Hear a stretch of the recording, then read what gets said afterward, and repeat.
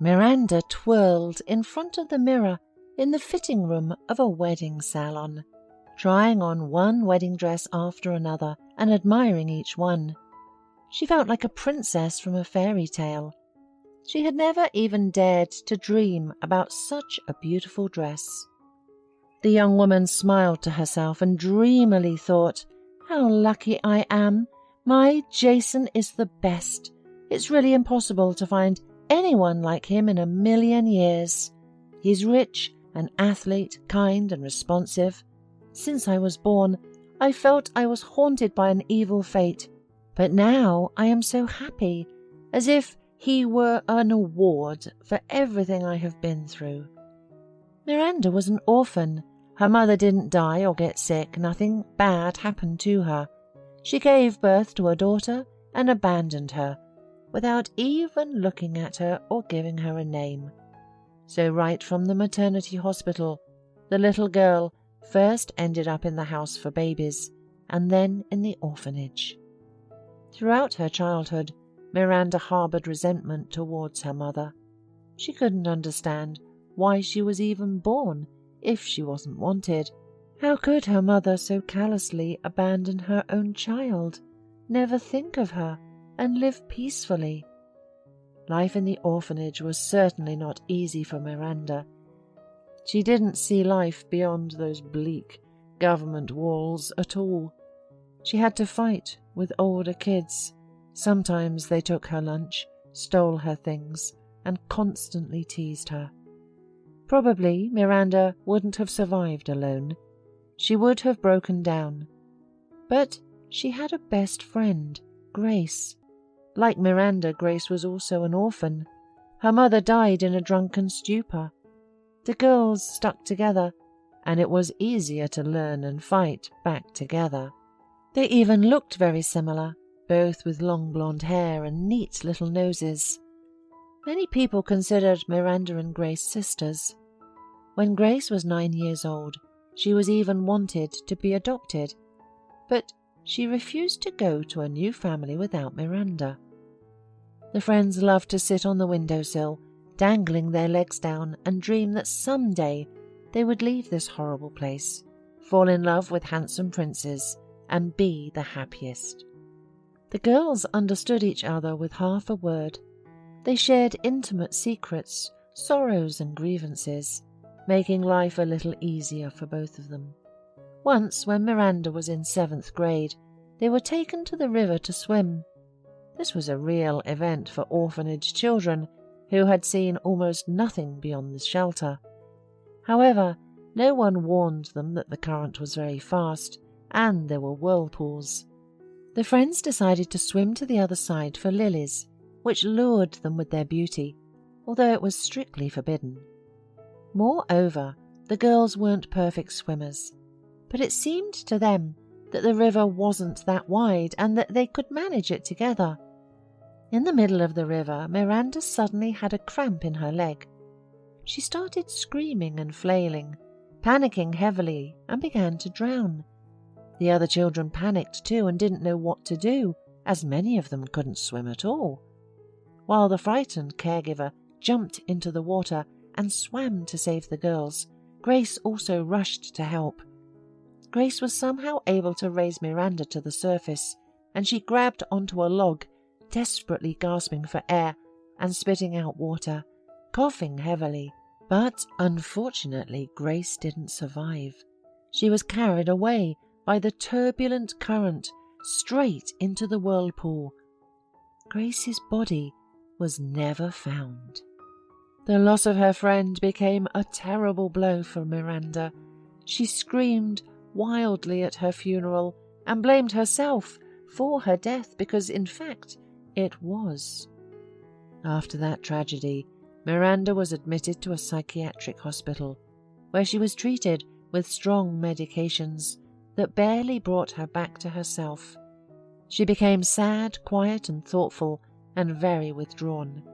Even the boys began to be afraid of her, considering her crazy. After leaving the orphanage, Miranda, as a full orphan, was given a tiny apartment in a crowded apartment building. During her stay at the shelter, The girl had seen many broken, maimed fates. The girls became night fairies and were simply used by anyone who wanted to, while the boys sank to the bottom, injected illegal stuff and smoked prohibited substances or drank heavily. Many of them were already in juvenile detention centres for theft, which was a common thing at the orphanage. But Miranda firmly decided for herself that she would not repeat their fate, and despite everyone, especially her mother who had abandoned her, she would make it in life and become a person.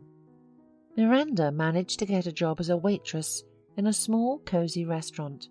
The owner took pity on the poor orphan and took her on a probationary period. The job itself was easy, and the girl coped well with her duties. However, it was much harder to learn to get along with people and always be in a good mood. After all, children who have been through the orphanage often become disoriented and have difficulty adapting to the modern world. Miranda received great help from her partner Polly. At first, Polly was surprised that an unsociable person like Miranda could work as a waitress. After all, it was necessary not only to quickly serve dishes, but also to communicate effectively, get along well, and please the customers. But she decided to help her. "Miranda, dear, this won't work. You'll scare off all the regular customers. Why do you look disgruntled as if you drank vinegar? You're young and pretty, so use it.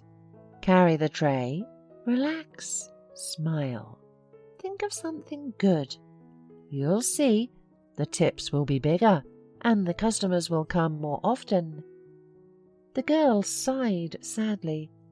"That's the problem. There's never been anything good in my life since birth. I'm an orphan, grew up in an orphanage, humiliated, and my friend died because of me. The flat they gave me is terrible, full of holes and cracks, no repairs for 100 years. Where can I find anything good here? Besides, I'm used to expecting only a catch from other people. I know you're right, I need to change, but I don't understand how to do it." Polly shook her head. "Well, your fate is certainly not enviable, but you know, if you keep thinking about bad things, they'll keep coming to you. Look, the room is bad, that's a minus, but not paying rent is a plus. Let me help you. I'll come on weekends, we'll put up fresh wallpaper. I have some unnecessary curtains and a couple of blankets. We'll create comfort. It will be better. And you dream about a good groom. Imagine what he'll be like. You'll see, and you'll smile. Don't be down." Gradually, thanks to her colleague, Miranda began to loosen up, smile and actively communicate with customers. Polly helped her bring the room to a divine look, and the girl's life began to improve gradually. She often imagined what her long-awaited prince would be like, tall, slim, with kind eyes and strong arms. Miranda dreamed of swirling around in a waltz, and he would kiss and hug her. And one beautiful day, a miracle happened, and the prince from her dreams came to the restaurant to have lunch. Miranda's heart immediately beat wildly, and she brought him lunch with a dazzling smile. The guy smiled back and winked. "Hey, beauty, you must help me urgently. It's a matter of life and death." Naive Miranda took everything seriously and asked in a frightened voice, "Of course I'll help you. What happened? Are you feeling unwell? We have a first aid kit in the kitchen. Shall I get it?" The guy smiled even wider and replied, "Yes, Cupid's arrow just pierced my heart. I'll die on the spot if I don't get your phone number. My name is Jason. And yours?" Miranda blushed up to her ears and replied, "I'm Miranda. Very nice to meet you, but why do you need my phone number, if it's not a secret?" Jason honestly answered, "I want to invite you to the movies tonight. Will you come?" So the couple started dating. Jason was very tactful, gallant and gentle. They passionately kissed, walked around the city at night, and couldn't stop talking. Miranda immediately understood for herself. Jason was the one and only for life, because it was so warm, calm and good for them together. At first the girl was a little wild, shy about everything. She didn't know how to behave at the theatre or exhibition, because no one taught her anything, in fact. But Jason was very tactful and patient. He slowly, gently and calmly opened up an entirely different world for Miranda. It turned out there was so much interesting around. Stuff around. Only one thing worried her. "Jason, what will your parents think of me? A poor orphan without money or education? After all, you're from a family of businessmen. They'll probably be against it." Jason hugged his beloved tighter and encouraged her. "Don't worry, everything will be fine. My father is a man of the world. He started from scratch himself, grew up in a disadvantaged family, achieved everything himself and worked hard. He also took a wife from a simple family, Mum from the village. That's how it is. Dad can't stand all this glamorous crowd and high society. He loves simple and honest people, so you'll definitely please my parents." And it happened. Miranda went to visit them and trembled like an aspen leaf. But from the doorstep she was welcomed warmly and soulfully. To her surprise, the huge house was furnished expensively, with taste, but without excess pomposity. Jason's father was a grey-haired, intelligent man with a neat beard, and his mother was dressed in a simple but elegant suit, and she had a minimum of makeup. There was no false eyelashes or artificial nails in sight. Miranda wanted to do something nice and baked a Napoleon cake herself, but she was afraid that she would be ridiculed, because such rich people were probably used to eating only different delicacies. All in all, the dinner went great. At the end of the evening, Miranda helped Jason's mother clean up and wash dishes, which completely won her heart over. She said, "You will be a good daughter-in-law. You aren't afraid of housework. I respect that. I'm the same way. As you can see, we don't have any servants, even though we could afford it financially. But my husband and I believe that family is a quiet and cozy haven where there is no place for outsiders. The man's job is to earn money and be the provider, and the woman's job is to maintain the warmth of the home, be a homemaker, understand and support her spouse. I see that you are a good, modest girl, and I am at ease with my son being with you. I think we'll get along." After 6 months of courtship and passionate dates, Jason proposed to Miranda. The girl was over the moon with happiness and immediately agreed.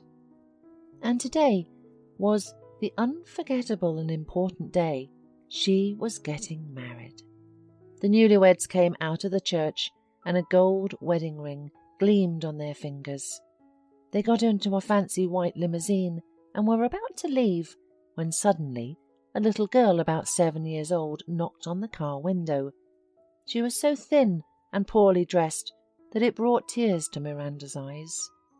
She shyly handed over a small but beautiful bouquet of camomiles and asked, "Ma'am, would you like to buy it for happiness?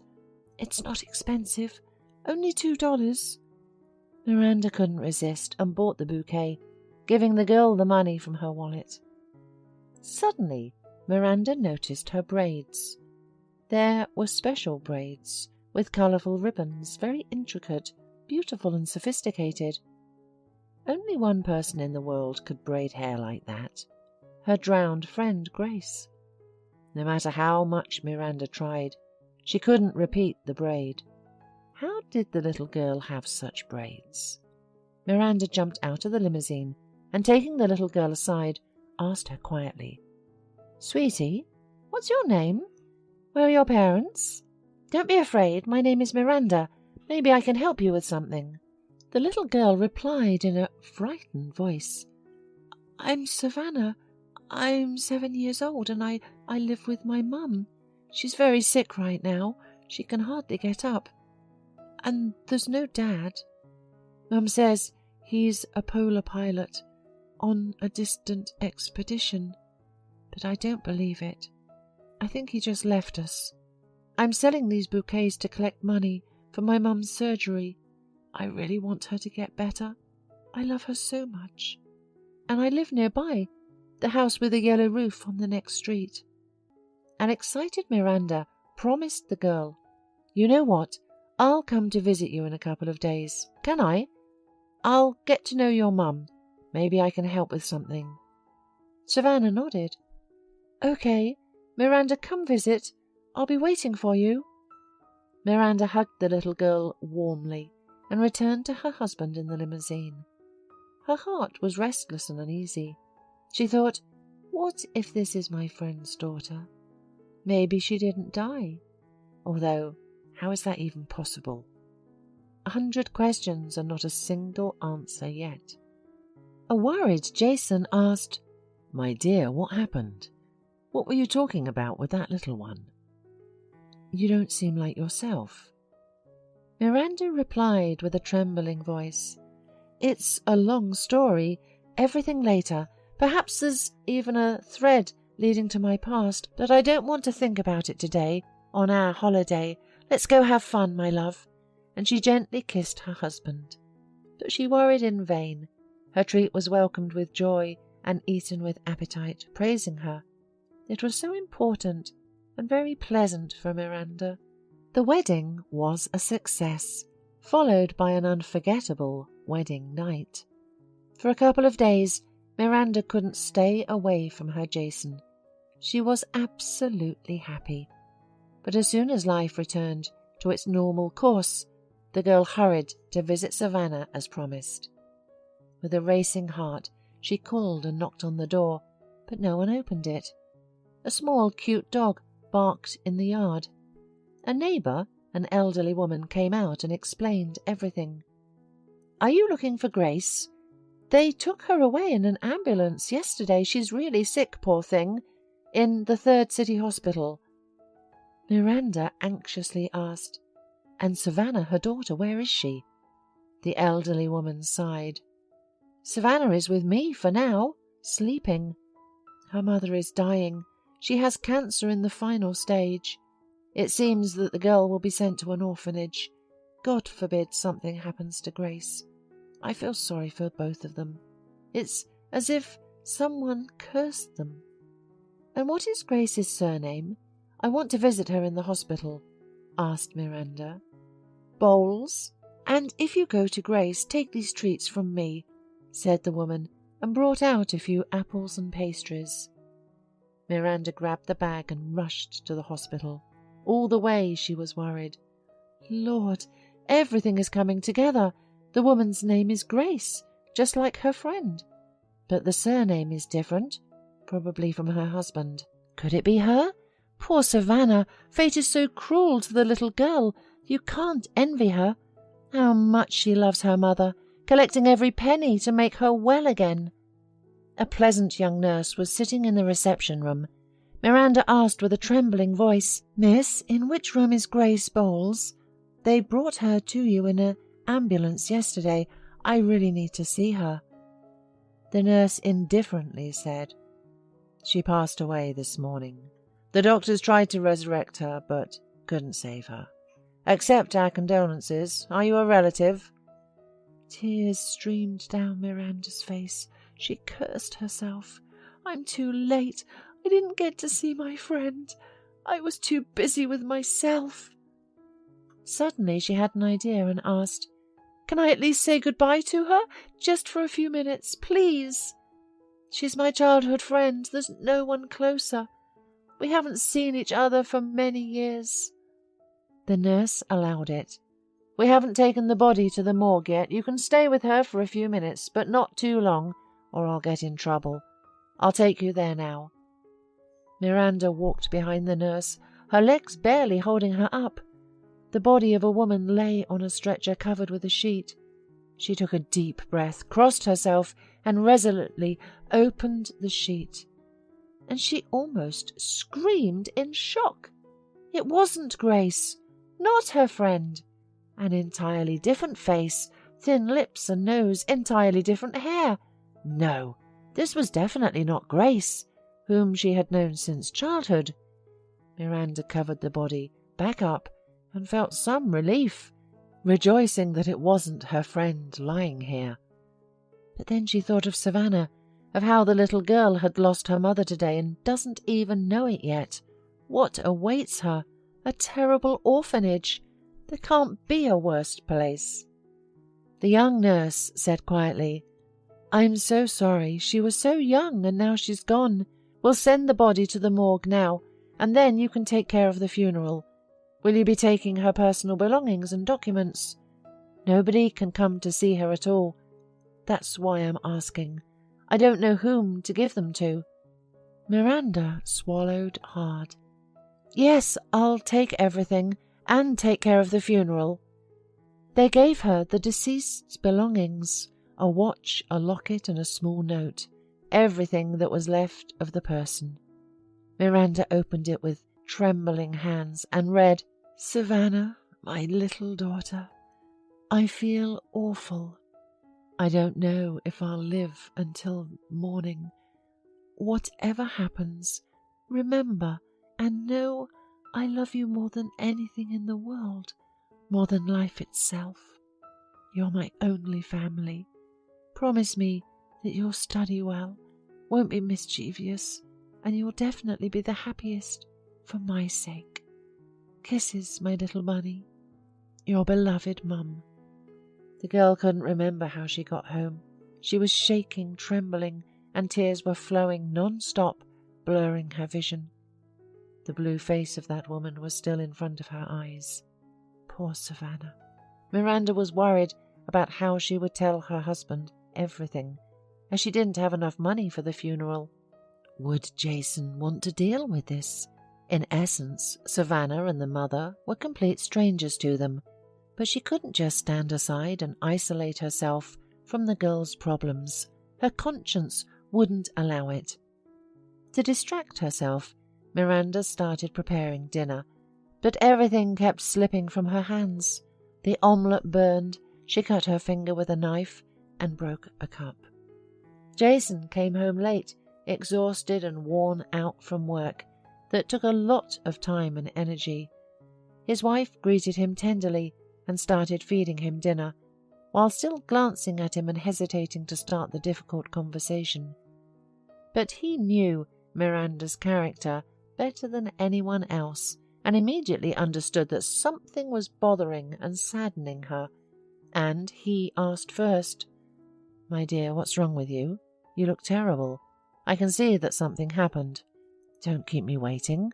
Tell me." Miranda exhaled and began to tell.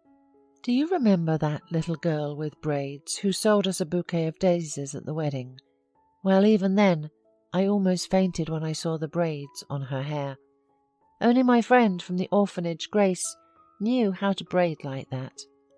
And when I asked Savannah what her mother's name was, and she replied that it was Grace, I was certain that it might be her. Who knows, maybe she didn't die back then. And remember, I told you that they never found the body. And I promised the girl that I would visit her. So I went there today. It turned out that her mother was suffering from cancer and was in the hospital, and the little girl was staying with an elderly neighbour. I ran there, and you won't believe it. They told me that Grace died this morning. And then I asked the nurse to take a look at the body and say goodbye. I pulled back the sheet, and it wasn't her, not my Grace. Then the nurse asked me who would be taking the body, clothes, and organising the funeral. Apparently they have no relatives. I quickly and emotionally said that I would take care of it. And I didn't consult you, and I feel so sorry for Savannah. She's only 7 years old, such a wonderful girl. What awaits her? A children's home. I've been in that hellhole, and I wouldn't wish anyone to end up there. I've been crying all the evening, and I can't do anything. I was afraid to tell you. You might say, why do we need other people's problems and children? You'll probably scold me. Jason listened seriously without interrupting. Then he gently hugged his wife. Miranda, we've known each other for 6 months. Have I ever scolded you? What nonsense are you talking about? The situation is really difficult. The girl's mother died and there's no one to help her. It's a tragedy for a child. Not every adult can handle it. Of course we'll give the woman a decent farewell. We're not in financial distress, and as for the girl, if you like, we can take her into our family and become her guardians. We'll raise the child properly. How about that? Miranda cried from an excess of emotions and threw herself on her husband's neck, kissing him. How much I love you, Jason. You have a huge, kind heart. I'll pick up Savannah tomorrow. You don't mind? Let's help her get through her grief together, and then I'll arrange for the funeral and memorial service. I just don't know how to tell the girl that her mother died. I can't bring myself to do it. Jason advised. Tell her that her mum was transferred to another hospital for long-term treatment, and she'll stay with us for a while, and we'll see how it goes from there. The very next morning, Miranda went to the neighbour's house and whispered quietly to her on the porch. Grace died yesterday. I'll take care of the funeral. My husband doesn't mind. The memorial service is at 2 o'clock tomorrow. And one more thing. I want to adopt Savannah. I can't let the child end up in an orphanage. Can I take the girl today? The neighbour burst into tears and crossed herself, shaking her head. Oh my God, what a tragedy! May Grace rest in peace. She was a good woman, and so young. And why did this calamity befall her? Thank you for everything. I'm old already. I couldn't leave Savannah with me, but it's such a pity. An excellent girl, obedient and clever beyond her years. We'll all come to see Grace off, and we'll contribute what we can to the funeral. But I don't understand why you decided to help this family and worry so much. You're not related to them, are you? It's so strange today. Nowadays people are so cruel. You fall down on the street, God forbid, and they'll just step over you and move on. Miranda sighed and replied, You see, I am an orphan, grew up in an orphanage and suffered a lot there, so I can't let such a wonderful girl as Savannah end up there. That's all. The neighbour led Miranda into the house, and Savannah was delighted to see her. Oh, Miranda, you came. I'm so happy, and I'm drawing and helping Mrs. Simmons and waiting for Mum to come home. She'll get better, won't she? The child looked so intently into Miranda's eyes that everything inside her shrunk and turned inside out. The woman barely managed to hold back the tears that welled up in her throat and began a difficult conversation. Savannah, my little son, I have some news for you. Your mum was transferred to another hospital today, far away, to the capital. Mrs. Simmons is already old and can't take care of you for long. I would like you to live with our family for a while. I understand that we hardly know each other and it's a little strange, but please believe me, neither I nor my husband will hurt you. We'll love you, play with you, and do everything we can to make you smile. So what do you say? Do you agree? Savannah looked at Miranda as if she were an adult and said quietly, Don't treat me like a little kid. You're lying about everything. Mum wasn't transferred anywhere. She died, didn't she? I overheard the doctors talking a long time ago, and I know that Mum was seriously ill. Tell me the truth. I want to say goodbye to her too. Miranda and her neighbour looked helplessly at each other, tears rolling down their faces. Finally, Miranda nodded and handed Savannah a note. Your mum left it for you. Do you want to read it? The girl shook her head, but eventually began to whisper the text quietly. With each word, tears ran down her thin, almost transparent cheeks. Savannah reread the note several times, and all the time held onto it like the most precious treasure. The girl dug through her backpack and pulled out an impressive stack of bills and coins. She handed them, trembling, to Miranda and said, This is what I collected for my mum's surgery. but she didn't make it. I want you to spend it on her funeral, please. Let her be beautiful." Suddenly Savannah hugged Miranda and burst into tears, no longer restraining herself, processing the terrible truth. They sat like that for a long time, grieving together for the most precious person in the girl's life. The funeral was heavy, with only a few people in attendance, neighbours and a couple of Grace's former colleagues. Miranda did her best to fulfill the girl's request, and Grace lay in the coffin, looking alive, beautifully dressed and covered in flowers. Savannah cried for a long time, saying goodbye to her mum, and didn't allow the coffin to be closed, not wanting to let go of her dearest person to heaven. Miranda did her best to comfort Savannah and was afraid that her psyche would be traumatized for life. But in the end, Savannah hugged Miranda trustingly and said, "Thank you for telling me the truth. I needed to say goodbye to my mum. I heard you want to adopt me, but why? I'm a stranger to you. Do you just feel sorry for me?" Miranda was amazed by such adult judgments from a 7-year-old child. She was even confused, but didn't lie this time. "Yes, I feel sorry for you. I don't want them to take you to the orphanage. I see that you are a smart and good girl. I think we will get along, and over time you'll be able to love us as parents." Savannah quietly replied, "I will try very hard not to disappoint you and my mum. Thank you, Miranda." So, Savannah began to live with Miranda's family. It wasn't easy at first. There were offences and character clashes. Savannah felt embarrassed and shy and couldn't get used to her new home. She often cried in the evenings and missed her mum, rereading the note. But the adults were patient, didn't pressure the girl, comforted her, and distracted her as best they could. Gradually she accepted and loved Miranda and Jason, as if they were her own. After 6 months, Savannah rushed into Jason's office, joyfully shouting, "Dad, let's go eat! Mum, Miranda baked such a pie! You'll love it!" The man picked up the girl, kissing her cheeks. "I'm coming, my good girl. Just don't take the biggest piece."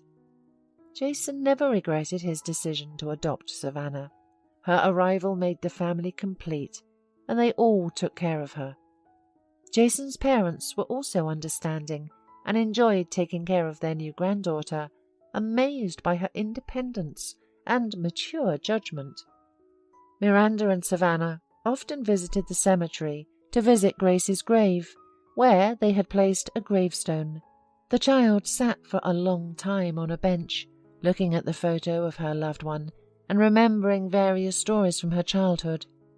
However, the story with Savannah's braids still troubled Miranda. She felt that there was some secret associated with them, but she couldn't solve it yet. And then, as if by chance, the drowned Grace appeared in her dream.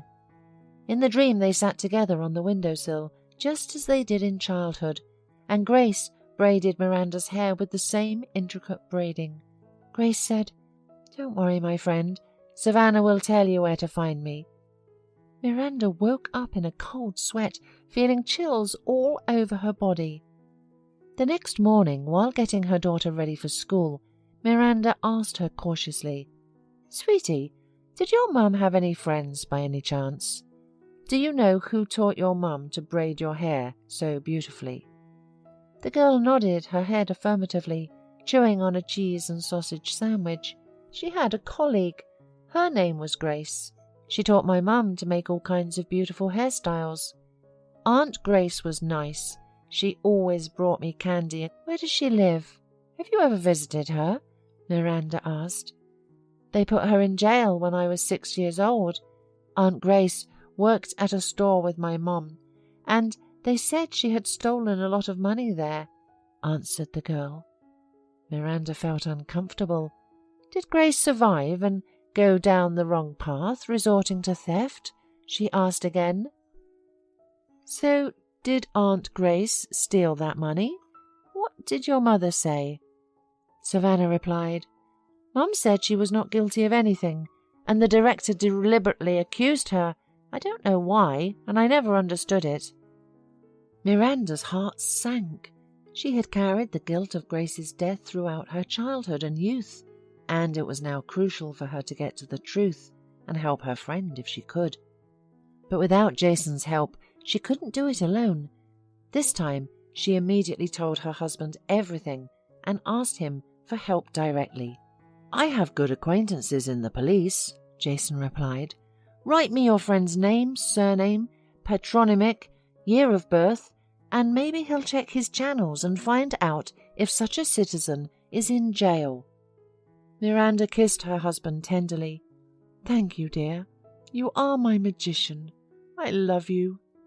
A few days later, Jason brought home the address of the colony where Grace was serving her time. The prison was a 3-day train ride away, and the charge was theft on a large scale. Miranda was trembling with anticipation and disbelief. "Jason, my dear, I must talk to her. Look her in the eye. I just can't believe that Grace is a thief. She couldn't stand theft and injustice in the orphanage. You know, Grace was like a sister to me, even closer. She saved my life. Otherwise I would have been gone long ago."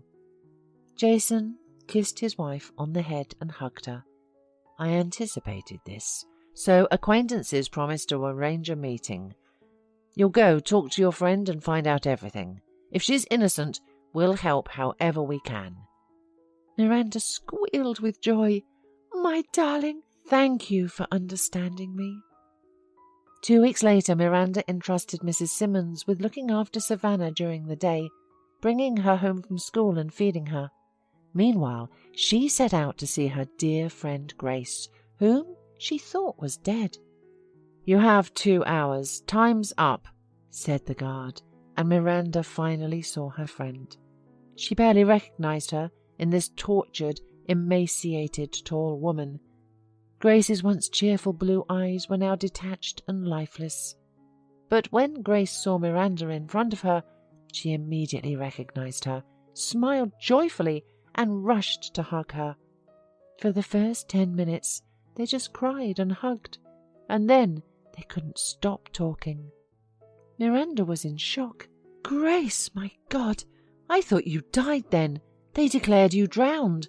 There were funerals. I mourned so much, blamed myself for your death.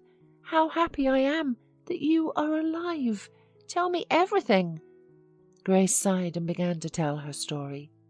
"I couldn't swim out then. I only managed to push you out, and I ran out of strength myself. The current carried me down 1 kilometer. I must have lost consciousness, because I woke up already at home. I was lying in bed, unable to understand anything. I had a cough. It choked me. I could hardly breathe, and I felt so bad. It turned out that I was saved by an elderly fisherman who resurrected me and brought me to his home. He lived in an almost abandoned village with his wife. Many years ago, their little daughter drowned and they had no more children, so they decided not to give me away. They believed that the Lord sent me to them for comfort in their old age. I was sick for a long time, and they took care of me, treating me with herbs, decoction, steam baths. Gradually I recovered and stayed with them. They were good, kind people who sincerely loved me, and I gradually got used to them. I helped them in the garden and around the house, and finished rural school. Then I went to the city to find a job. Without education and experience, I couldn't get anywhere, but I managed to find a job in a store. My partner was a good person, also named Grace like me. She taught me everything, and we became friends. But the owner of the store had his eye on me and made repeated hints of intimacy. He was a very unpleasant person, and I refused him. Then Bruce began threatening me, saying that if I didn't become more compliant, he would cause big trouble for me. I should have quit quietly while I still could, but I didn't take his threat seriously, and then, during my shift, all the money for the week disappeared without a trace from the cash register. Bruce called me a thief, called the police, and all that money was found in my bag. But I didn't take it, I swear. You know me. I won't take what belongs to others.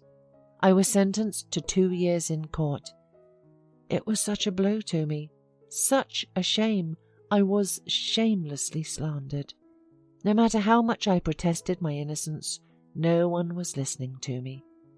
Bruce simply framed me, but I couldn't prove it. I've already served a year for nothing, but I'm losing strength. I'm so apathetic I don't even want to live. This place is such a hell that life in an orphanage seems sweeter than honey. What's next? Who will need me with the stigma of a prisoner for life? And the most annoying thing is that one worthless scoundrel ruined my whole life and got away with it. He lives his life while I suffer. Miranda couldn't take it and started crying, hugging her friend again. Grace, don't talk like that. I need you. Aren't we sisters? We can review the case, reduce the sentence. I won't abandon you. I'll support you. Don't even dare to be melancholic. You're not alone now. I'll ask Jason to help again. He's a golden husband. He won't refuse. Grace suddenly asked, "Thank you, my friend, but how did you even find me?" Miranda laughed and replied, "Your braids helped me.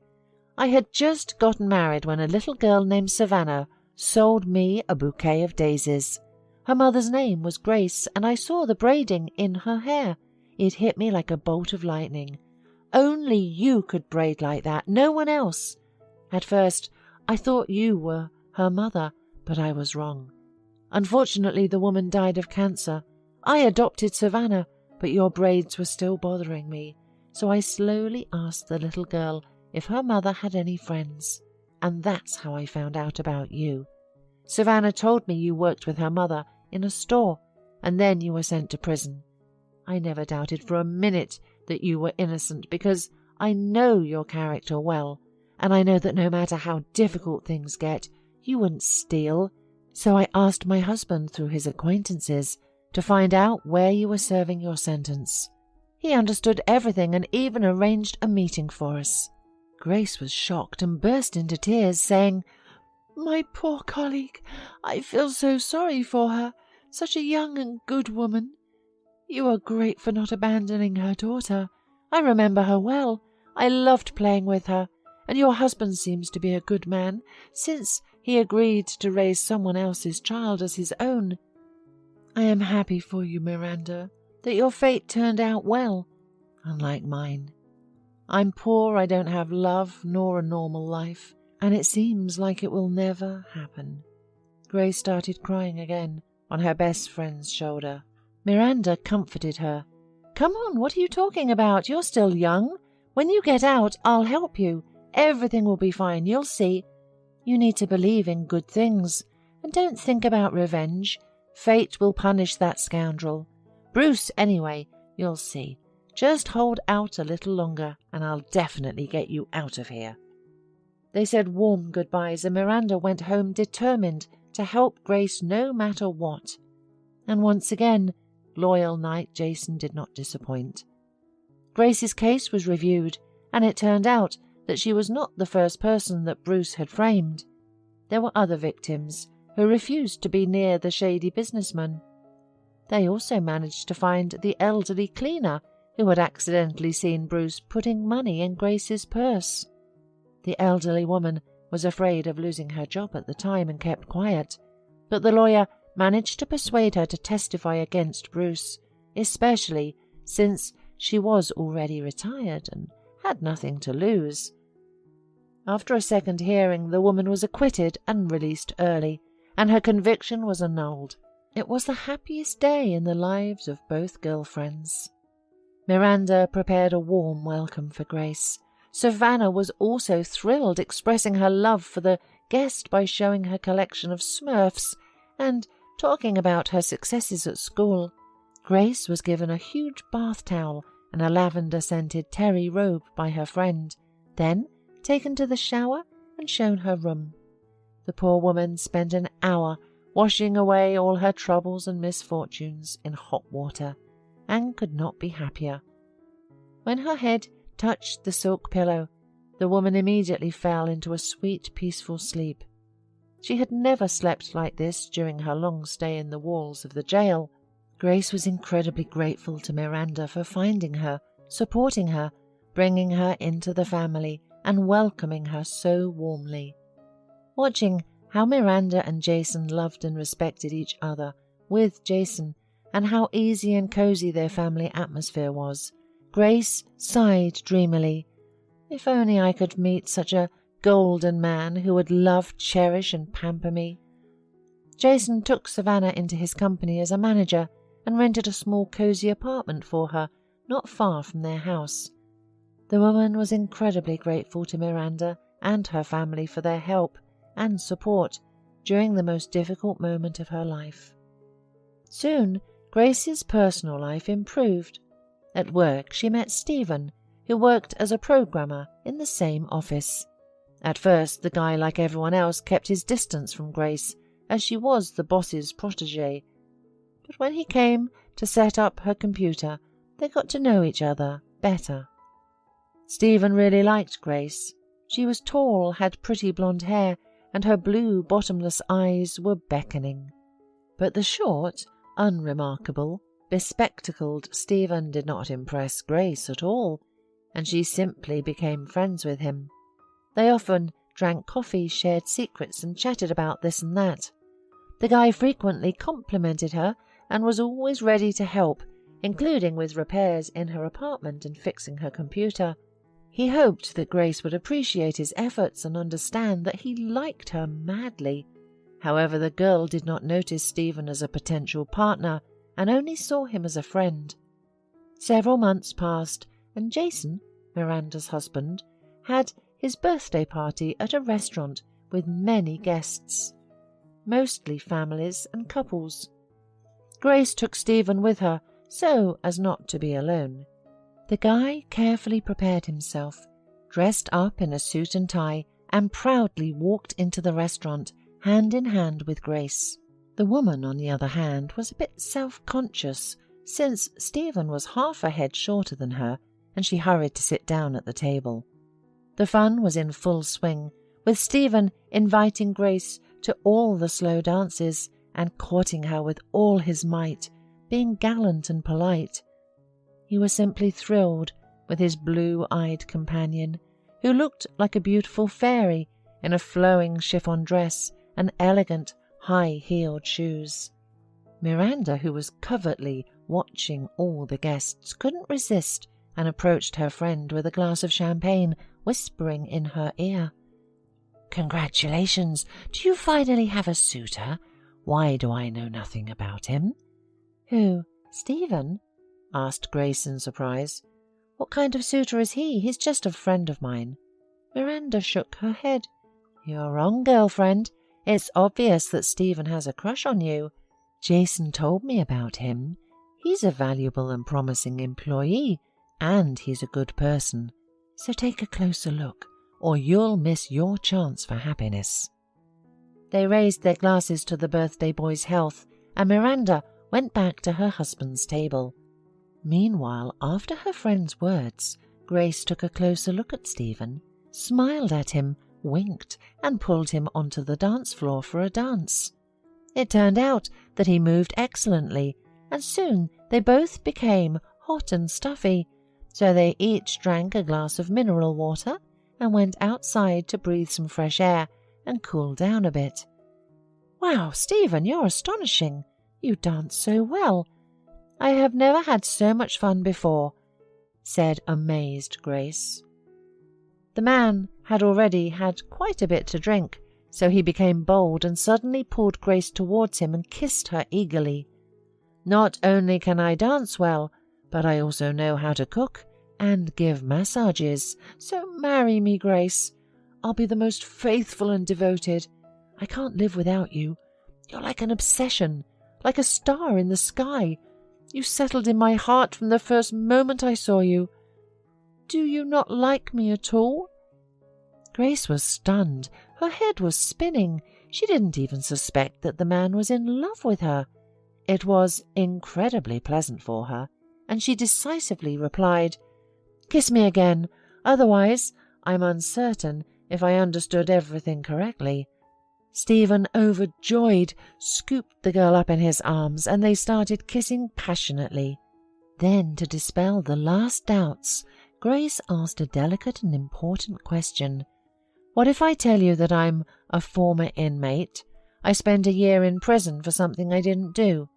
I'm also an orphan with no family or kin. Do you still love me? Also, I'm not sure if I can have a baby for you. I caught a severe cold in the jail and we barely survived. Plus, I've never been with a man." Stephen listened attentively and replied, "Even if you had 5 children, I would love them as my own. I don't care about your past. I want to make sure you have a happy future with me. Love is either there or it's not. You don't love someone for something. It's a gift from God." Grace was relieved, and the couple started dating. Stephen enveloped her with such care, love, tenderness, and affection that she quickly forgot about his glasses and short stature, and saw in him the best, most beloved and reliable man in the world. A week later, the couple filed an application with the registry office, and 2 months later, they got married. Soon after this, Grace became pregnant. One day, Stephen and Jason were having lunch together. "Jason, may I congratulate you on expecting a baby?" Jason objected. "Why do you think so?" "Of course I would be happy. But unfortunately nothing has happened yet. Thank goodness we have Savannah." Stephen replied, "Don't you see how your wife has changed? She has noticeably rounded and become more beautiful, almost unrecognizable. Maybe I'm wrong, but she looks so much like a pregnant woman." Jason paused and suddenly realized that Miranda had indeed changed lately. She had become sleepy and absent-minded, falling asleep on the go. All of this was strange. His wife had gained a little weight, but he even liked it, as she was even more attractive and appetizing than before. That same night, Jason couldn't take it any more and asked Miranda directly, "Darling, are you pregnant by any chance? You've changed so much lately." Miranda laughed cheerfully. "Well, you can't hide anything from you. You spoiled the surprise. Yes, I'm also pregnant. My best friend and I managed to get pregnant almost at the same time, without even planning it. It's some kind of miracle. But Grace and I wanted to go for an ultrasound together first, and then I would have told you myself. Do you want to come with us?" Jason jumped up on the bed, wide awake. He started hugging and kissing Miranda, saying, "My good girl, finally God gave us a baby. I've been dreaming about it so much. Make sure not to overwork yourself and get plenty of rest and vitamins. Of course I'll go with you. What are you talking about?" Jason's dream came true. Miranda was expecting a boy, just like her best friend Grace. Their due dates were almost the same. This made the women pleased because their children would grow up together, socialize and be friends. The only thing left was to tell Savannah the news without making her jealous or upset. The 4 adults spent a whole day brainstorming and rehearsing how to break the news, each speech worse than the last.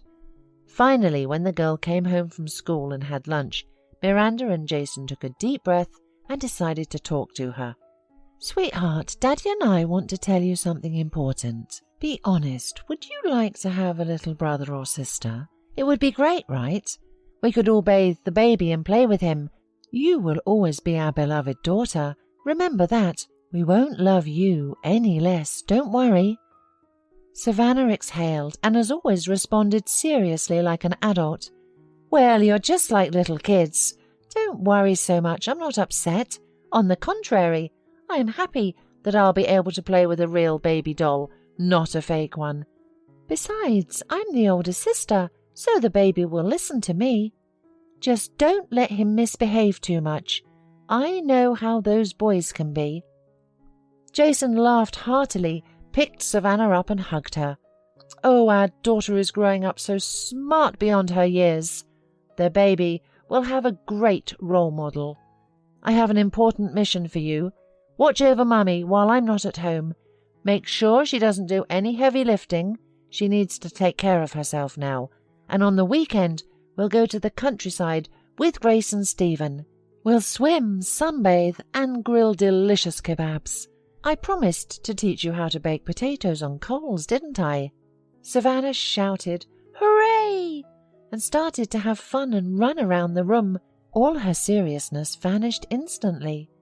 So, by chance and fate, the best friends who seemed to have been torn apart forever were reunited again. Both women cherished their friendship very much and were always ready to help each other. As for the scoundrel Bruce, fate finally caught up with him. First he took Grace's place in jail, and when he was released, his business had long been destroyed by competitors, and he had to spend the rest of his life in a smoky room, working as an ordinary janitor. After all, the man got exactly what he deserved. Hola, suscríbete a Historias Vitales para no perderte nuevas historias. Mi esposa había estado trabajando en su proyecto especial durante 4 meses ahora. No era su proyecto personal, pero ella era la persona principal y responsable de su éxito. El proyecto estaba diseñado para salvar a su empresa, Bixler Enterprises. Los últimos 4 meses habían sido difíciles porque se vio obligada a trabajar duro. Era importante tanto para ella como para la empresa.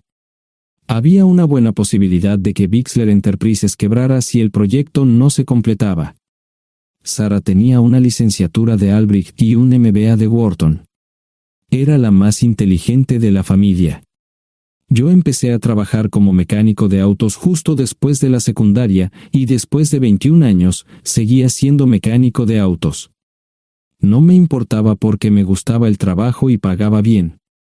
Era suficiente para pagar la universidad de Sarah y criar a 2 hijos. No vivíamos lujosamente, pero estábamos bien. Los niños ya se habían mudado, y las cosas iban bastante bien con nuestros ingresos.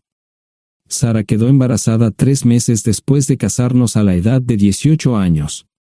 Durante los primeros años de nuestro matrimonio, vivimos con mis padres. Ellos tenían una gran casa vacía ya que 4 de mis hermanos se habían mudado. Eso significaba que teníamos una niñera mientras Sarah completaba sus primeros años de universidad.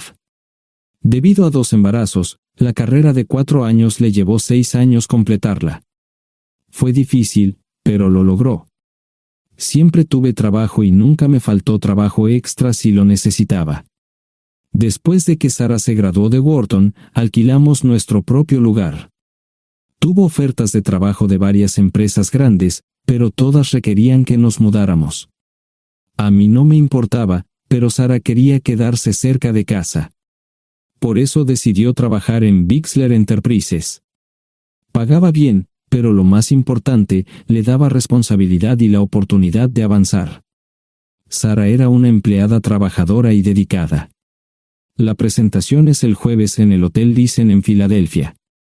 Tomé unos días libres en el trabajo para ayudarla según fuera necesario.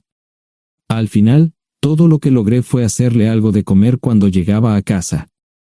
No sabía nada sobre su trabajo, ni tampoco quería saber, los negocios corporativos de alto nivel me aburrían. Empresarios de Europa, Asia y América del Sur venían aquí, la empresa pagaba sus boletos de avión y proporcionaba habitaciones en el Hotel Thyssen mientras estaban aquí. Era caro como el infierno, y por algunas cosas que Sarah había dicho, la empresa estaba sobreestimando sus finanzas. Su presentación era importante para ella, para la empresa y para más de 200 empleados. Hasta el martes por la noche, todo iba bien. Sarah llegó a casa con un traje nuevo, un traje gris con una blusa blanca. Desplegó todo lo que necesitaba en la cama de la habitación de invitados. Cuando se trataba de la limpieza de la casa, ella era normal, pero cuando se trataba del trabajo, era meticulosa. No entendía por qué necesitaba sacar su ropa interior de lujo, pero no dije nada. Además de su traje para la presentación, tenía varios vestidos de cóctel lindos para eventos sociales antes y después del evento. Siempre había evitado tales eventos, pero me sentía obligado a ir con ella si ella quería que lo hiciera. Me agradeció la oferta, pero dijo que no era necesario.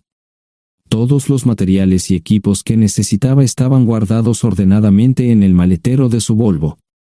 Antes de salir del trabajo, ella misma conducía el coche para asegurarse de que todo estuviera en perfectas condiciones. Tenía todo el día miércoles para prepararse y toda la noche del miércoles para socializar con sus invitados. Sara era tan buena en lo que hacía que sentía que habría sido mejor si simplemente me hubiera mantenido alejado de ella. Finalmente, había terminado. Lo había revisado y vuelto a revisar todo. Todo lo que necesitaba ahora era una ducha caliente y una buena noche de sueño. Supongo que mi error fue que empecé a revisar sus cosas después de que Sara comenzara a ducharse. Pensé que estaba ayudando, pero resultó ser lo contrario. Estaba moviendo cosas en la cama cuando un pequeño sobre blanco cayó del bolsillo lateral de su bolso de maquillaje. Una carta de una farmacia, pero no del tipo que solemos usar. Dentro había 10 pastillas.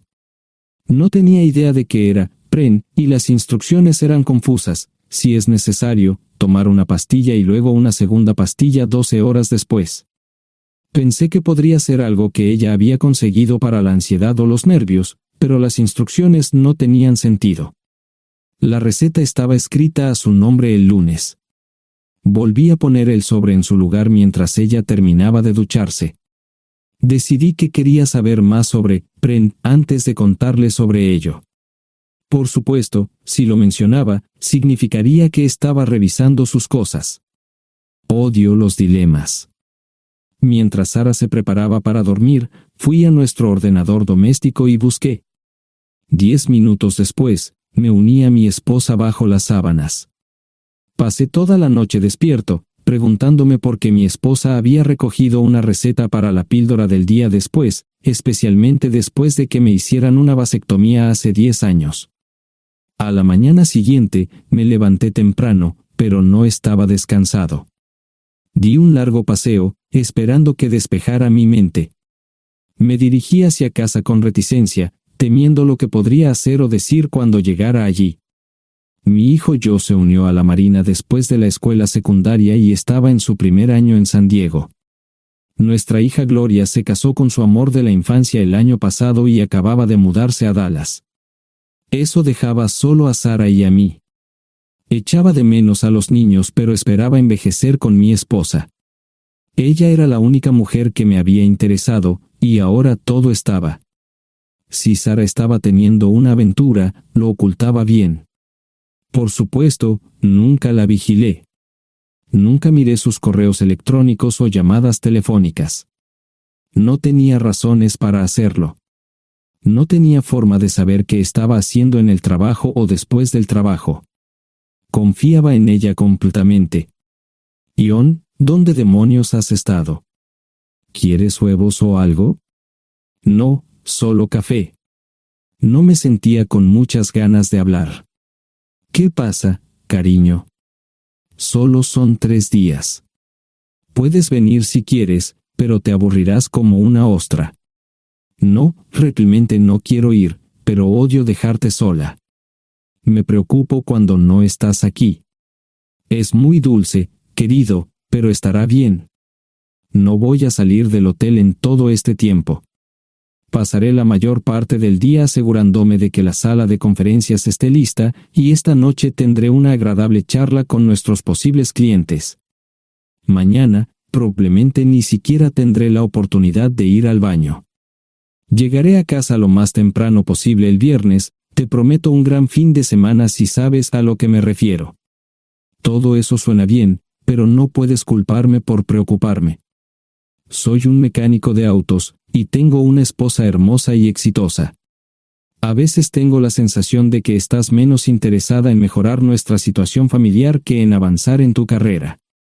Detente, maldita sea, Ion. Siempre he respetado lo que haces para ganarte la vida y nunca he insinuado lo contrario. Criaste a 2 grandes niños y me pusiste a través de la universidad.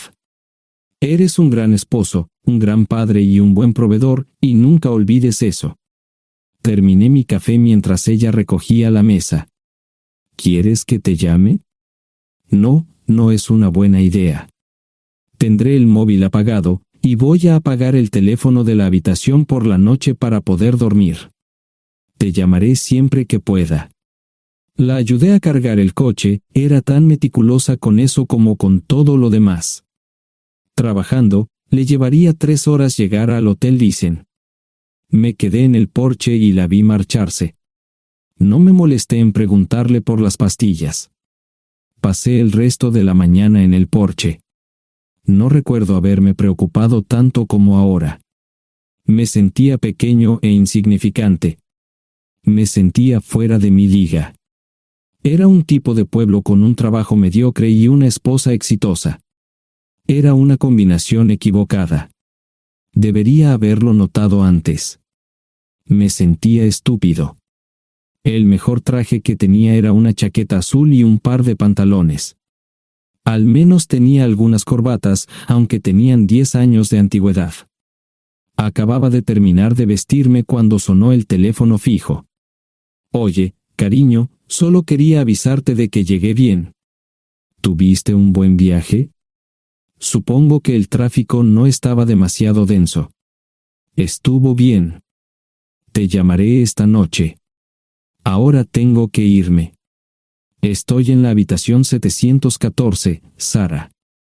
Puedo estar en casa de mis padres o en la de mis hermanos esta noche si quieres llamarme a mi móvil. De acuerdo. Suena el teléfono móvil. Te quiero, tengo que irme. Me tomé mi tiempo para llegar a Filadelfia. No fui directo al Lysen, primero me detuve y compré un filete con queso. Prometía hacer una larga noche. No estaba seguro de qué iba a hacer. Estacioné en el garaje del hotel y simplemente esperé. Tarde o temprano, tenía que entrar en el hotel. Simplemente no podía decidir cuándo hacerlo. El sonido de mi teléfono celular me ayudó a tomar mi decisión. Ion, solo quería avisarte de que todo se ha arreglado. Ahora voy a bajar para encontrarme con algunas personas y cenar. No olvidaste nada, ¿verdad? No, todo está bien. Tengo todo en mi habitación para mañana. ¿Necesitas algo? No, Ion, relájate. Voy a apagar mi teléfono. Te llamaré mañana por la mañana. ¿De acuerdo? Ríe, diviértete. No es divertido, Ion, es trabajo. No parecía estar demasiado fuera de lugar. El vestíbulo, el restaurante y las salas de conferencias estaban llenos de gente, así que pude pasar desapercibido. Había un folleto pequeño y bonito que mostraba el diseño de todas las habitaciones del hotel. Me paseé por las diferentes habitaciones y me detuve en las paredes, mirando alrededor entre la multitud. No tenía ni idea de qué haría si Sara me veía. Lo averiguaría si y cuando eso sucediera. Encontré un tablero de eventos que enumeraba todas las habitaciones que estaban siendo utilizadas por los diversos grupos. Bixler Enterprises no tenía habitaciones disponibles para el miércoles por la noche. Esto me pareció interesante. Sara había dicho que no iba a salir del hotel, pero ahora no estaba tan seguro de eso.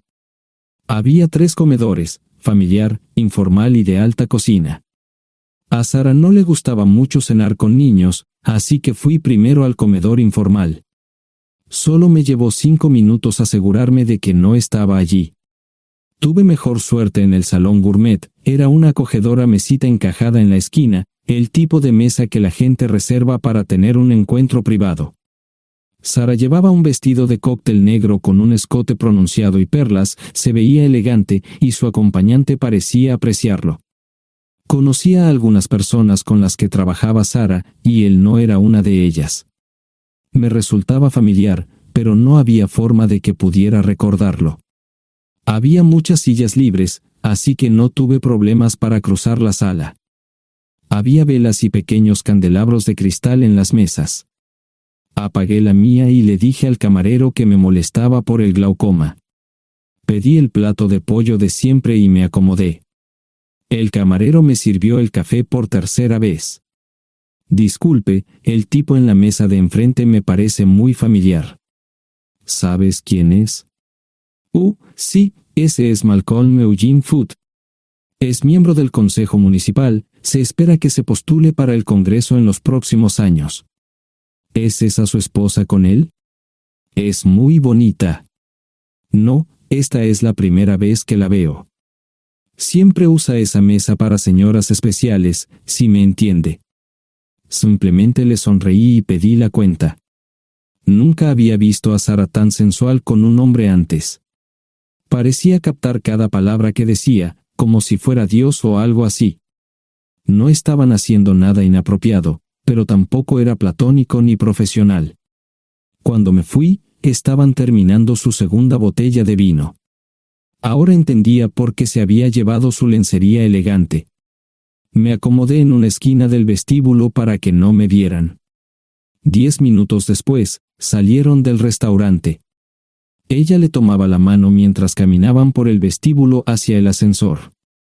Observé cuidadosamente los indicadores de piso. Que el ascensor se detuviera en el tercer piso era una buena señal, significaba que no lo había llevado a su habitación. Era una mala señal cuando el ascensor no llegaba al séptimo piso, significaba que ella fue a su habitación. Por si acaso me equivocaba en algo, me senté en el vestíbulo y observé el ascensor durante 1 hora. La gente entraba y salía, pero Sara no estaba entre ellos.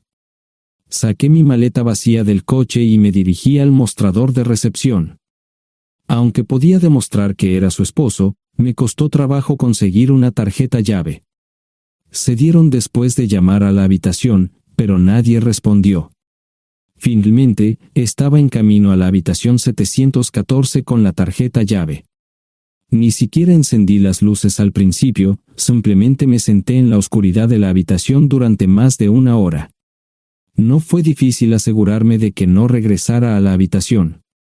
Primero, empacé todas sus ropas y pertenencias personales. No dejé nada atrás. Revisé el paquete de Preven, todavía quedaban 10 pastillas en el tocador. De manera muy ordenada, estaban todos los artículos que necesitaría para su presentación al día siguiente. Comencé a llenar la maleta.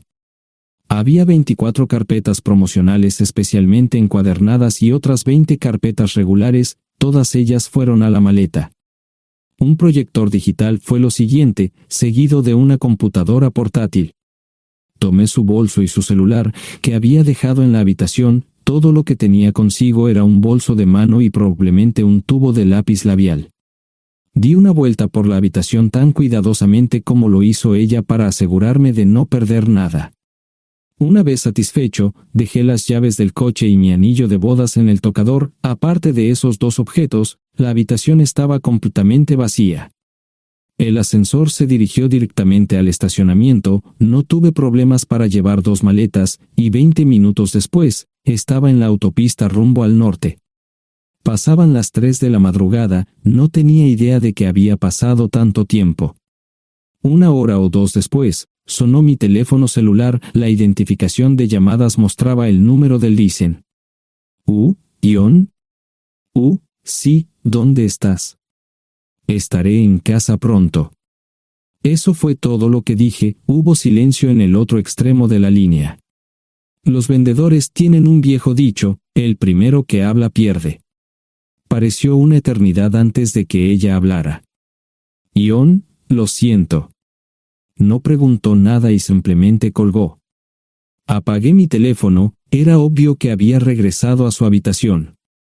Más tarde ese día, tenía que dar una presentación que salvaría a su empresa y le daría un ascenso.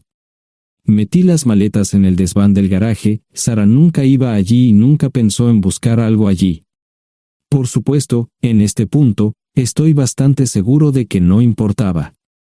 Primero, recogí todas mis ropas y pertenencias personales. La mayoría de los hombres tienen sus propias herramientas, generalmente es un requisito para el trabajo. Pasé por la tienda, cargué las mías en el Subaru y recogí mi último cheque de pago. Para entonces, los bancos ya estaban abiertos, no tuve que hacer ninguna manipulación financiera complicada. Simplemente retiré todo el dinero de mis cuentas. Almorcé en Hagerstown, Maryland. Tenía suficiente dinero para vivir durante unos años, pero sabía que estaría buscando trabajo muy pronto.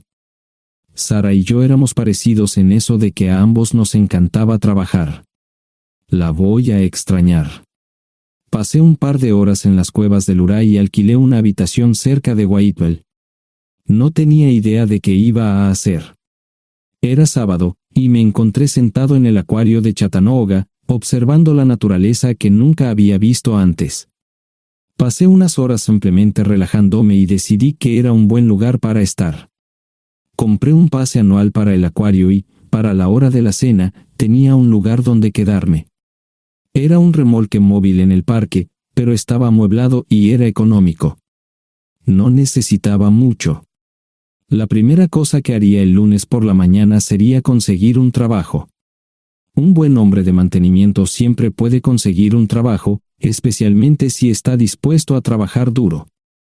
Podría permanecer discreto hasta que fuera el momento de renovar mi licencia de conducir o las etiquetas del coche, me preocuparé por eso cuando llegue el momento.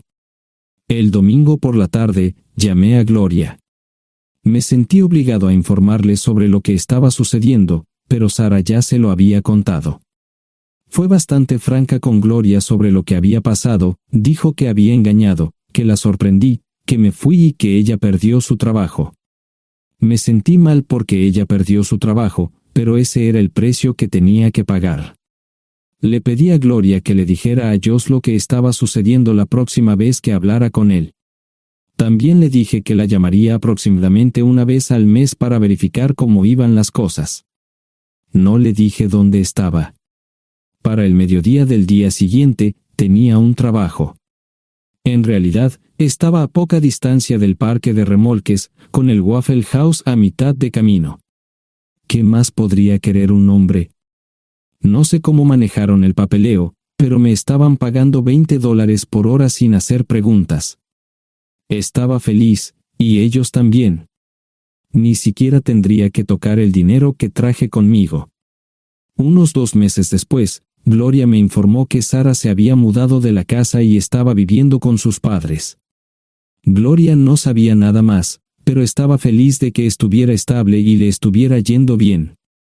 Josh me llamó desde San Diego solo para informarme que iba a hacer un crucero. Era técnico en aviónica en un portaaviones, intentó explicar qué hacía exactamente, pero estaba más allá de mi comprensión. Nunca supe mucho sobre cosas técnicas. Ambos tuvieron cuidado de no decir nada malo sobre su madre, aprecié eso. Después de eso, todo siguió como siempre. Comencé a hablar con Gloria al menos semanalmente, Josh y yo comenzamos a enviar correos electrónicos regularmente. Gloria hablaba regularmente con Sarah, pero decía muy poco sobre lo que estaba haciendo o dónde estaba. Nunca presenté la solicitud de divorcio, y parece que Sarah tampoco lo hizo. Tengo una licencia de conducir de Tennessee y las etiquetas en el Subaru. Comencé a frecuentar un bar local un par de veces al mes y tuve encuentros casuales, 2 mujeres se alternaban como mis compañeras nocturnas regulares. No buscaban compromisos, y yo tampoco, parecía funcionar bien para todos nosotros. La vida era buena. Eso fue hace mucho tiempo, y gradualmente olvidé a Sarah.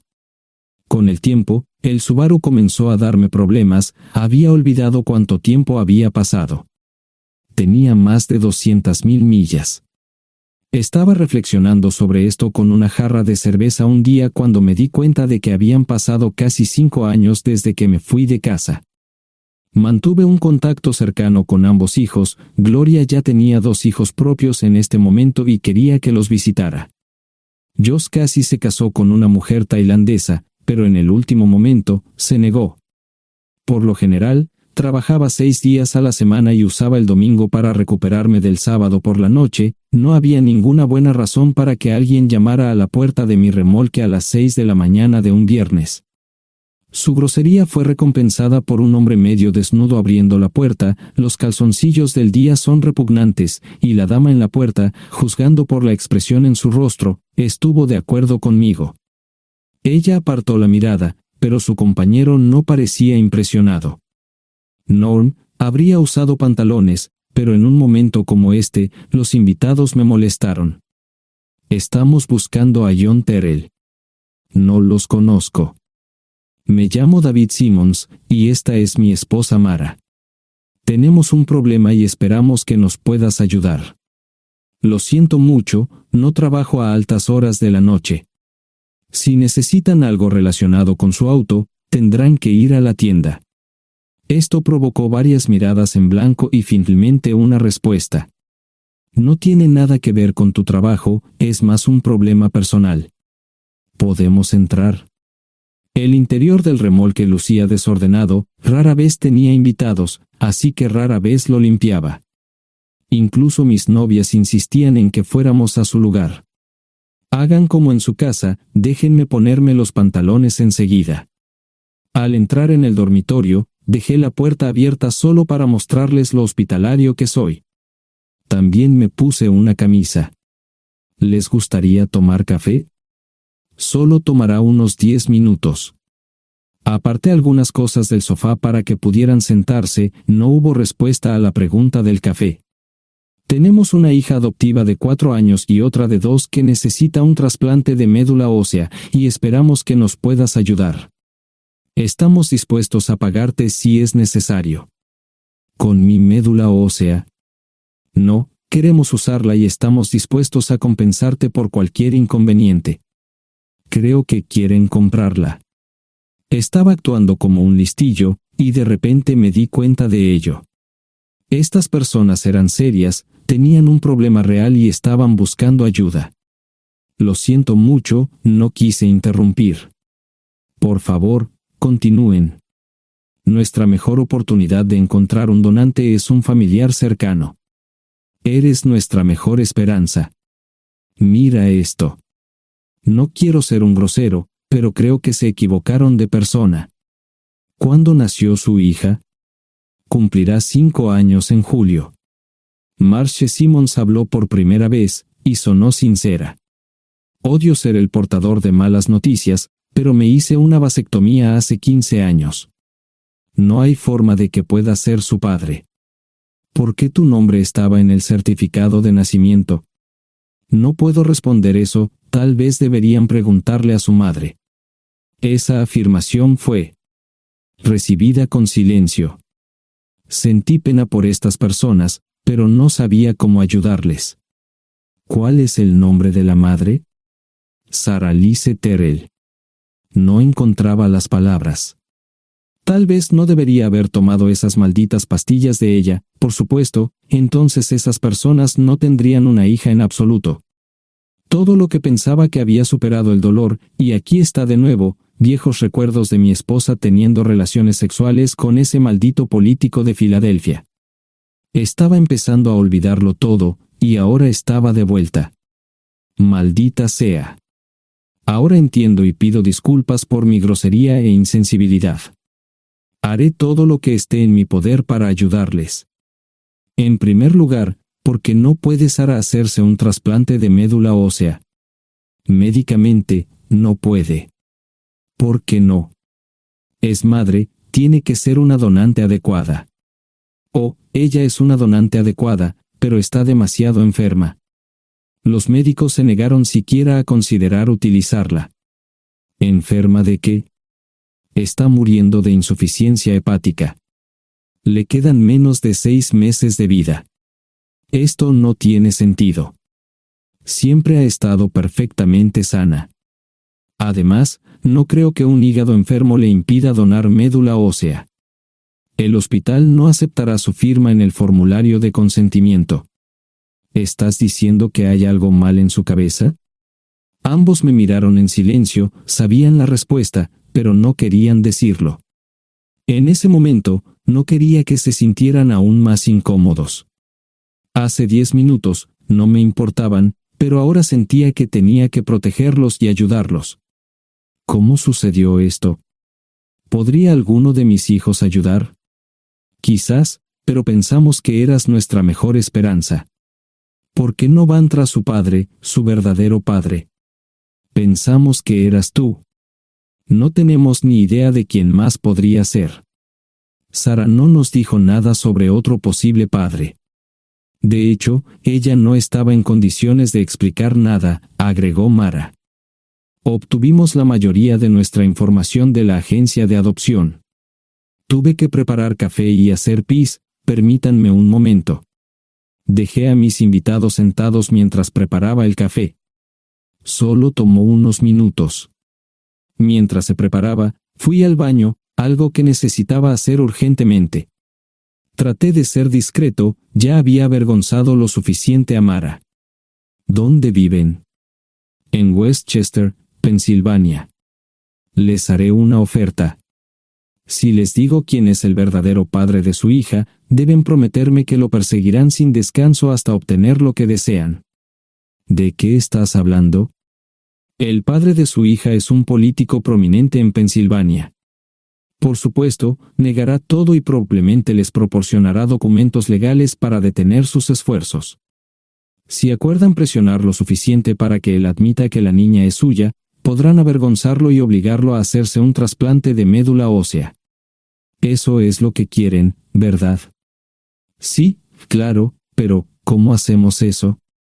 No lo sé. Soy mecánico. Trabajo con metal para ganarme la vida. Creo que la mejor manera sería utilizar la televisión, la radio y los periódicos. Los políticos harán cualquier cosa para evitar una mala publicidad. ¿Tienen amigos que puedan ayudar? Bueno, ahora ambos estaban sonriendo. Debo haber dicho algo que les dio esperanza. Creo que podemos hacer esto. ¿Quién demonios es él? Malcolm Eugene Foote. Se postula para el Senado de los Estados Unidos. Apuesto a que hará cualquier cosa para evitar una mala publicidad. El café estaba listo, pero David y Marshall no podían esperar para llegar a casa. Antes de irse, les dije cómo ponerse en contacto con Gloria y Josh en caso de que los necesitaran. Estaba seguro de que ayudarían. También les pedí que me dijeran dónde estaba Sara. Probablemente estaría en Pensacola antes de que ellos regresaran a Westchester. Me corté el pelo y compré una camisa nueva. Sara era una tramposa que arruinó mi vida, pero aún así quería lucir bien cuando la viera. Era otro remolque, pero esta vez era un bonito doble nuevo. Allí estaba su Volvo con una llanta desinflada y un parabrisas roto. La mujer que abrió la puerta no era Sara, parecía que la habían empapado fuerte y la habían dejado empapada. Tenía al menos 45, tal vez 50, y debió haber tenido una vida difícil. La falta de maquillaje no ayudaba, y simplemente se veía horrible. No tuve la oportunidad de abrir la boca. Caray, si no es John Terrell. Nunca esperé verte aquí. Tuve que usar la vieja línea, me estás poniendo en desventaja. Sherry Hart. Pasa, entra. ¿Quieres una cerveza? No, pero gracias. Estoy aquí para ver a Sara. Sherry cruzó la habitación y se detuvo en el buffet del comedor. Aquí está, John. Mírala todo lo que quieras. Su mano señalaba una urna de latón que estaba en el centro del buffet vacío. Supongo que llegué demasiado tarde. No me moví, solo me quedé mirando el contenedor frente a mí. ¿Puedo tomar una cerveza ahora? Sara se mudó a Pensacola después de dar a su bebé en adopción. Compró el remolque con el dinero que recibió de Bixler Enterprises después de que la despidieron. Tenía una participación en las ganancias, 401k, y vacaciones y días de enfermedad. Eventualmente, consiguió un trabajo en una fábrica local de prendas de vestir donde trabajaba en el departamento de envíos. Allí fue donde conoció a Sherry. Sherry alquilaba una habitación de Sara. Cada centavo que Sara ganaba iba para el alcohol. Empezó con vino y gradualmente pasó a bebidas más fuertes, las más baratas. Eventualmente, perdió su trabajo debido a su alcoholismo y se vio obligada a usar sus ahorros. Nunca salió con nadie ni salió a ningún lado. Serry se quedó con ella, pagó sus servicios públicos y compró alimentos que Sara no comía. Le llevó más de 3 años quitarse la vida. Increíblemente, ella tenía un testamento y me dejó un doble remolque y un Volvo. Serry explicó que Sara estaba tan angustiada por lo que había hecho que simplemente se rindió. No intentó evitar el embarazo ni siquiera terminarlo. La adopción se había arreglado meses antes de que naciera el bebé. Nunca volvió a trabajar, excepto en los trabajos clandestinos que hacía mal. Serry dijo que Sara no parecía tener ambición ni propósito en la vida. Sara hablaba mucho de mí pero tenía miedo de intentar contactarme. Gloria le dio mi número, pero nunca me llamó. Era como si su aventura de una noche la hubiera lastimado más a ella que a mí. Estuve allí durante 2 semanas y luego vendí el remolque de Serry por $1 y obtuve $3,000 por el Volvo. 2 días después, estaba en Westchester visitando a mis nuevos amigos David y Marche. Malcolm Eugene Foot resistió al principio, pero David y Marche lo presionaron hasta que cedió. Insistió en pruebas de ADN, que demostraron que era el padre. Para salvar la cara, más o menos lo obligaron a someterse a un trasplante de médula ósea, que fue exitoso. La carrera política y la vida familiar de Malcolm no dejaron una impresión favorable. Su caída en las encuestas fue tan rápida que el partido lo reemplazó por otro candidato unos meses antes de las elecciones. Su esposa solicitó el divorcio y fue muy pública al respecto. Sara y yo estamos viajando ahora a Dallas para ver a Gloria y a mis nietos. No sé cuánto tiempo mantendré a Sara conmigo, probablemente hasta que tenga a alguien.